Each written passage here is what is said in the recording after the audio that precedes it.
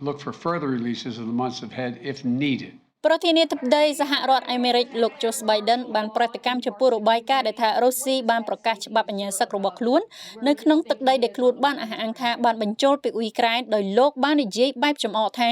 ប្រធានាធិបតីរុស្ស៊ីរកឃើញខ្លួនឯងនៅក្នុងស្ថានភាពលំបាកមិនគួរឲ្យជឿថ្លែងពីសេតវិមានលោក Biden បានប្រាប់អ្នកយកព័ត៌មានអំពីវិធានការចុងក្រោយនេះថាអ្វីដែលវាឆ្លុះបញ្ចាំងចំពោះខ្ញុំនៅពេលនេះគឺវាហាក់ដូចជាឧបករណ៍តែមួយគត់ដែលលោក Putin មានស្រាប់ហើយលោកនឹងបង្ហាញពីភាពខុសខើទៅលើពលរដ្ឋម្នាក់ៗនៅក្នុងប្រទេសអ៊ុយក្រែននិងពលរដ្ឋអ៊ុយក្រែនដើម្បីបង្កើនការផិតភ័យរបស់ពួកគេឲ្យคล้ายទៅជាស្ថានភាពស្លន់ស្លោ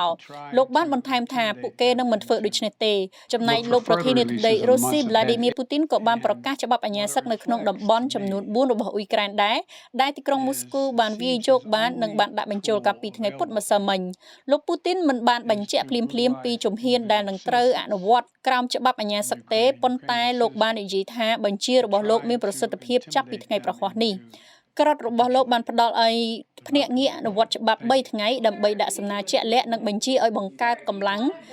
ការពារទឹកដីនៅក្នុងតំបន់ដែលបានដាក់បញ្ចូល